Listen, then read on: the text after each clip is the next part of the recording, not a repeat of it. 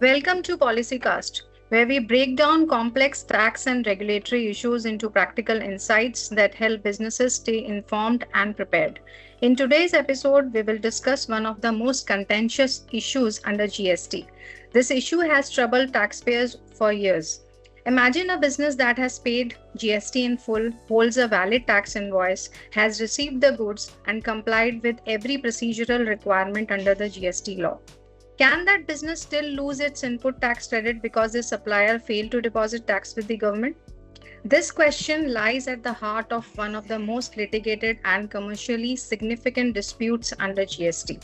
The issue has gained renewed significance after the proposal was cleared by both the Fitment Committee and the Law Committee and is now expected to form part of the agenda for the next GST Council meeting. To examine the legal background, practical implications, proposed relief, and its possible impact on the pending disputes, we are joined by Manoj Mishra, partner and tax controversy management leader at Grant Thornton Bharat. Manoj, thank you for joining us today. Thank you, Shilpa. Let's begin with the basics. Many businesses understand the concept of input tax credit, but often struggle to appreciate why a supplier can directly impact their own tax position. To begin with, can you explain why a buyer's input tax credit may be denied when the suppliers fail to deposit the tax and why this has become such a contentious issue under GST?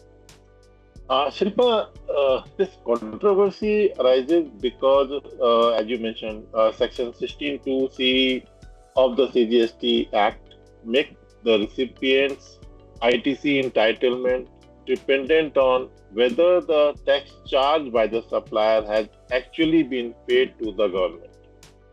In practical terms, even if the buyer has paid the full invoice value, including GST, received the goods or services, and holds a valid invoice, credit may still be questioned if the supplier defaults.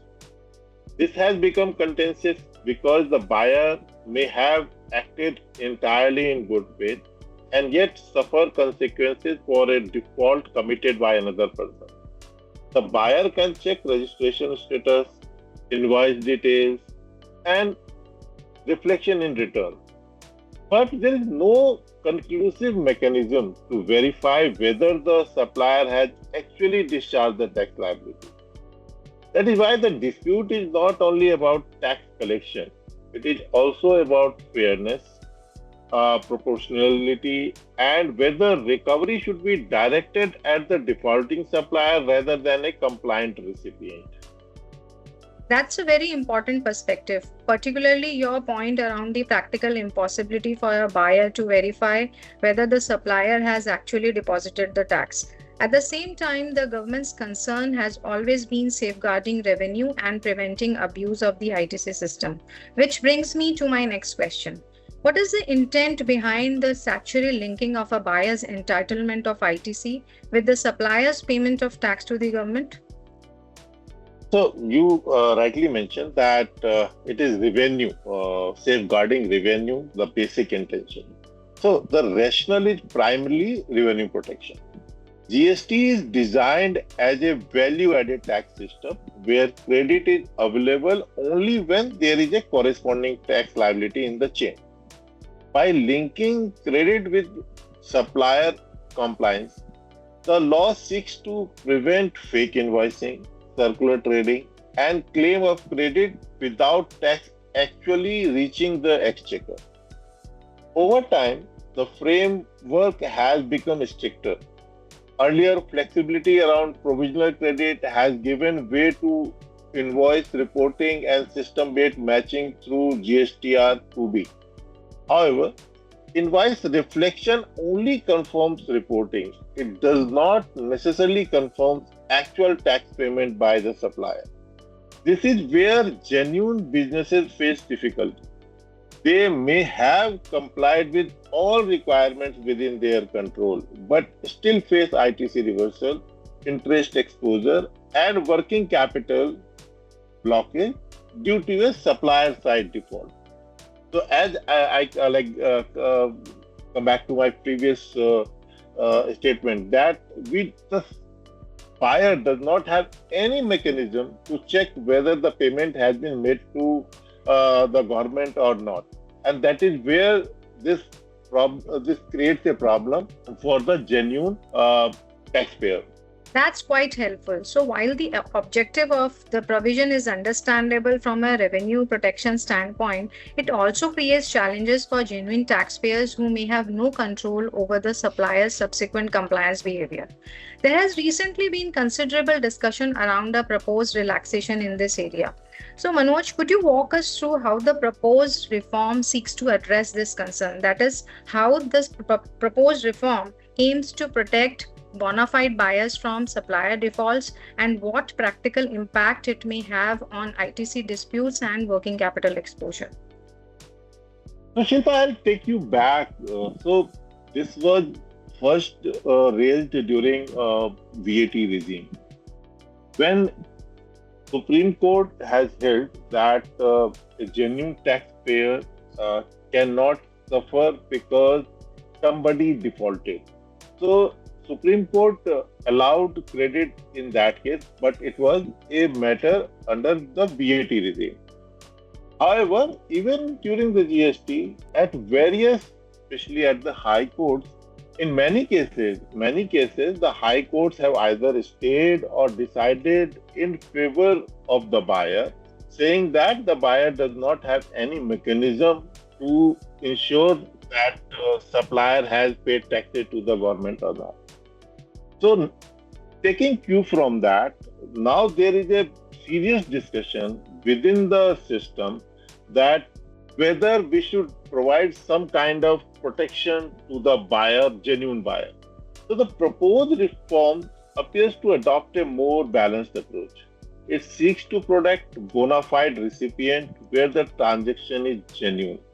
The supplier has reported the invoice appears in the buyer's GSTR2B, and the buyer can demonstrate payment of full invoice value, including GST, through banking channel or prescribed document has already been made. So I'll get back on the statute provision, because in any case, a buyer cannot take credit unless that he has paid the invoice in full to the supplier.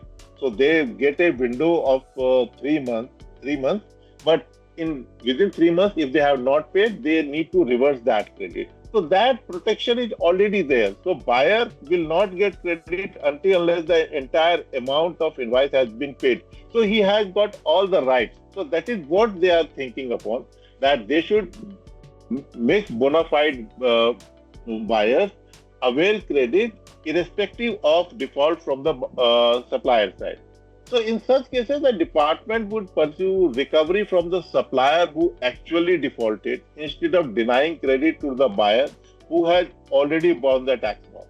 This would align recovery with the real default and reduce unnecessary disputes for compliant taxpayers. From a business perspective, this could also ease working capital pressure, as ITC reversal often create cash flow strain despite the tax having already been paid as part of the purchase price. Certainly, those changes have the potential to provide much needed relief to the bona fide taxpayers and reduce unnecessary litigation.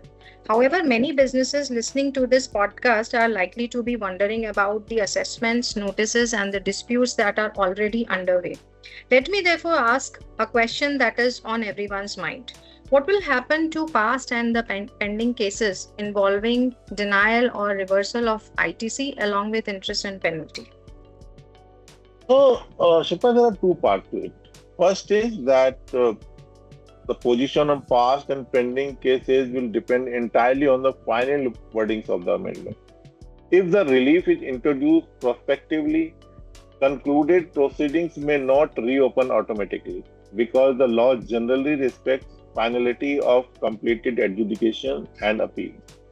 However, pending notices, adjudications, and appeal may be treated differently if the amendment is framed as clarificatory, made retrospective, or expressly extended to pending proceedings.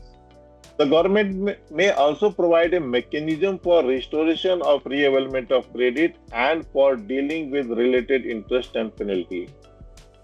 Therefore, businesses will need to watch the final print closely, particularly on effective date, applicability of pending matters, and treatment of cases where ITC has already been reversed or recovered. But going by my experience, even if it is prospectively, it can always be argued that on the basis of Supreme Court decision and High Court decision that this is clarificatory in nature and would have retrospective implication. However, that will again be subject to litigation and which will get sorted out at a higher forums only, not at a junior level. That's an important clarification. As you rightly pointed out, the ultimate impact will depend on the final form of the amendment and any transitional provisions that may accompany it. Businesses would therefore be well advised to closely monitor upcoming GST Council developments and evaluate the potential impact on their ongoing disputes and compliance processes. Thank you, Manoj, for sharing your insights on this important development. We will continue to track the progress of this proposal and its implications for businesses and taxpayers. Thank you all for joining us today. Stay tuned for future episodes where we explore key tax, regulatory, and policy developments shaping the business landscape.